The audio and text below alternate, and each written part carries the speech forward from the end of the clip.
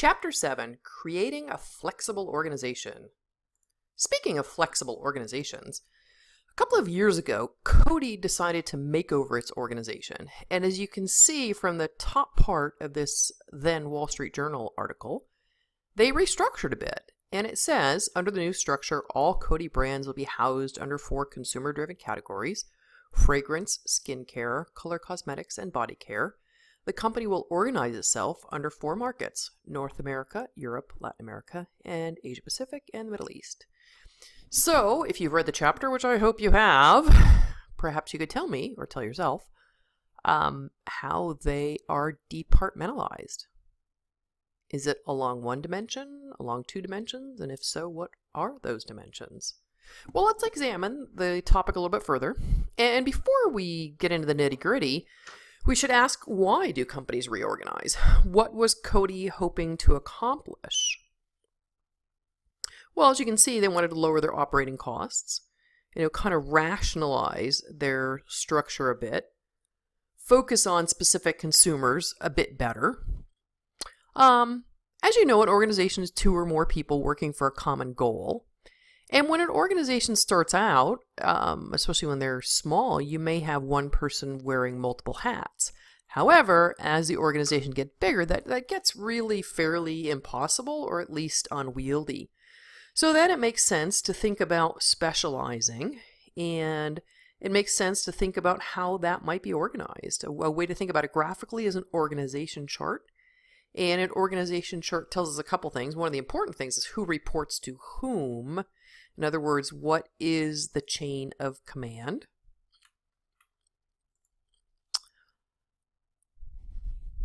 So let's think about specialization a little bit further. And these are some of the topics that are covered in your chapter. The org chart not only tells you the chain of command, but it tells you the span of command, how many people a given manager is responsible for.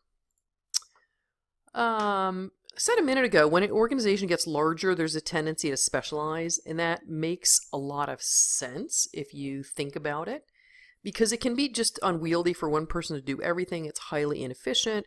They lose time when they're switching tasks. If you've got somebody specialized, the hope is that they would get really good at that task. If you've got John who's only doing the accounting, he should be able to keep up with the accounting law. He's not losing time as he switches from accounting to marketing, etc. However, there are a couple downsides to specialization. The example I just gave you, if he's doing accounting, he probably won't get bored. He may get frazzled, but probably not bored. But if you think about typical manufacturing jobs where you've got one employee who's highly specialized and they're just turning the screw, it probably becomes very obvious that one of the risks of specialization is boredom. And if an employee gets really, really bored, eventually they do things. They start showing up late, they stop showing up. In an extreme end of the spectrum, you actually can get sabotage. And in the distant past, I actually have seen sabotage on the work site, I'm so sorry to say. It was an engineer who was sabotaging documents. And it wasn't that he was bored. I think he had an ulterior motive. But it does make the point that these things really do happen. So a couple of suggestions that your authors have. Ironically enough, the firm where I was working where that happened did do one of these alternatives and did it quite well. That didn't help with his issue, but job rotation nonetheless is a good idea. So in that particular firm, they started out quarterly having employees switch from one department to another, and that had some real benefits. If you're looking at moving somebody up the management structure, it makes sense for them to have worked in several departments, so they've got a more holistic view.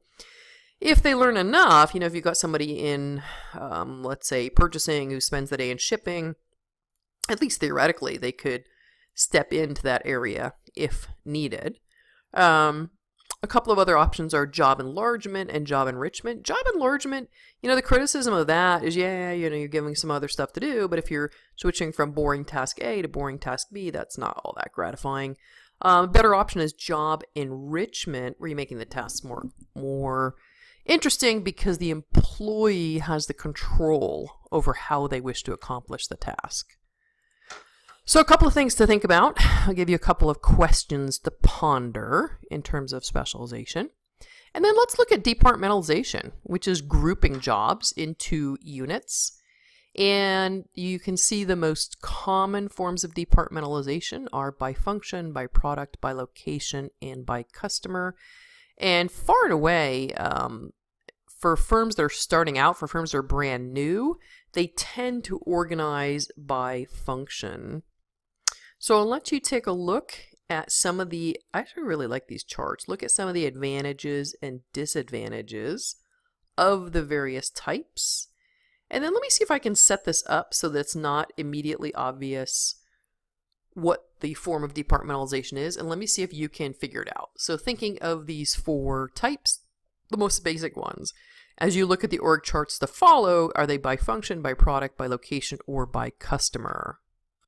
All right, so I'm going to show you a couple of mini org charts, starting with this one. And you can see that it's broken down by the finance department, the marketing department, and the operations department. And it's kind of nice because it shows you some advantages and some disadvantages of this form. So the $10,000 question is, how is this organization departmentalized? So let me give you a minute to think about that. And if you said by job function, you are absolutely correct. So we said functional is very common starting out. It's very intuitively understandable. Okay, what about this organization? Underneath the CEO, we have the computers division, the printers division, and the software division. Obviously, this is a computer company. So how are they departmentalized?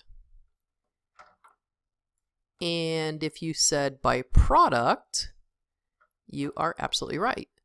So by now, you might be hearkening back to the little Cody blurb that we had and realizing that in part, their newer organizational structure is by product. It's got another dimension as well.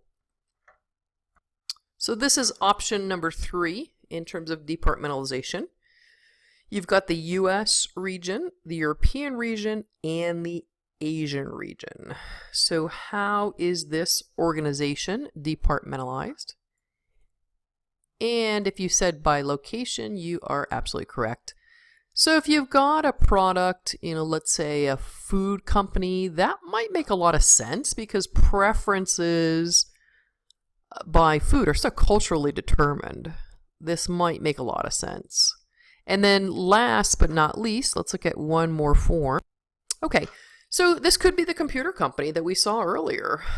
This might make sense. They may have a division for home users, a division for business users, a division for educational users. You might also use this organization for a furniture company. If you think about desks, the desk that you have at school is so much more utilitarian than the one that you have at home or in an office. So, this form of departmentalization, do you know what it is? Yes, indeed. It is by customer. So I mentioned, I believe, that this might make sense for a software company. And specifically, a friend of mine worked for Dell, and he said they, in large part, departmentalized by customers. And specifically, they're doing a lot with the medical market now. And he said, if you think about it, a hospital's needs are so different from an educational institution's needs. Case in point, I remember him talking on the phone saying, wake him up, whoever it was, in a different time zone, because the software in the emergency room had gone down. So needless to say, very, very different needs by customer. That may make sense. And a minute ago, I brought you back to the idea of Cody, and I said, recall that they had departmentalized by product, but as you might recall, they also departmentalized by location. So you could have a multiple base for departmentalization. You could have some form of a matrix organization. So a big topic, especially in your management classes, is delegation. And that is a sign, a manager can't do it all. So it's one skill that they absolutely must develop is how to delegate, how to farm out tasks to others. And this does not mean that they are giving up their accountability. They're ultimately, the buck still stops with them, but they need to develop their subordinates and they need to have them do a portion of the work. So I'm including an interesting link on delegation that will go into that a little bit further. And I think some of the fears to delegation are obvious. The work won't get done, or won't get done right, or maybe you don't need them, etc., etc. Okay, so recently we alluded to some of the trials and tribulations of United Airlines, and I hate to be banging on that, but it makes such interesting copy for us that I have to come back to that. And I want to share with you a letter that I received, an email specifically. Okay, so this is a portion of the email that the CEO sent out, presumably to everybody who's ever flown on United. And I'm not getting a very good shot of it, but you can see the portion that I'm the most interested in, which is, well, among other things, I'll let you read that part about them increasing the voluntary incentive for giving up seats to 10,000. But the part that's really interesting to me is when he said we'll be rolling out a new app for our employees that will enable them to provide on-the-spot goodwill gestures in the form of miles, travel credit, and other amenities when your experience with us misses the mark. And that's really fascinating to me. The new app that Munoz mentions really speaks very directly to decentralization.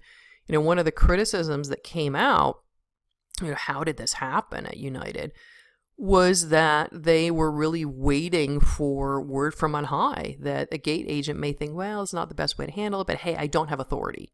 So in other words, historically, they're a very centralized organization, and now they've made this improvement of moving towards a more decentralized way of doing things. All right, one of the trends that we've seen in recent years is to flatter and flatter organizations.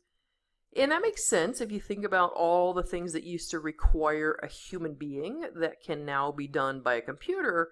A lot of organizations have been able to really thin out or eliminate middle management. So if you look at the graphic, you can see one of the results of flatter organizations, if you look up here, is a wider span of management or span of control. In other words, one manager is responsible for more employees than they were in the past if they have a flatter organization. So in terms of terminology, I should define line and staff. A line manager is somebody who is directly responsible for creating the product or for providing the service. A staff manager, that could be somebody like legal counsel. They're there to help people that are in the line, that are providing the product or the service. So this is a graphic of that. You can see some of the line folks and some of the staff folks. And earlier I had mentioned a matrix organization as kind of a hybrid of different forms. These have gotten fairly popular, but they can be a little bit complex. And I'm going to let you take a look at this in terms of the advantages and disadvantages of a matrix.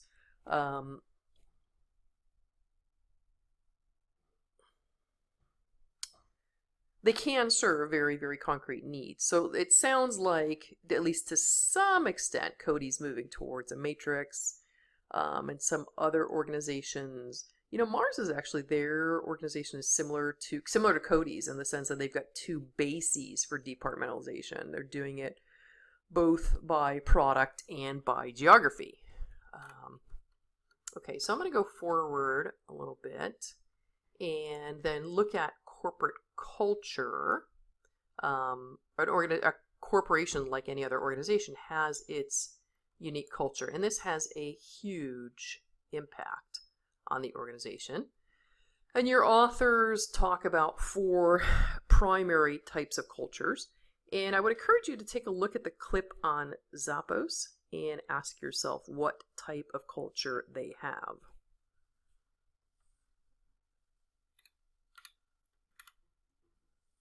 And then last, I will end on the idea of committees.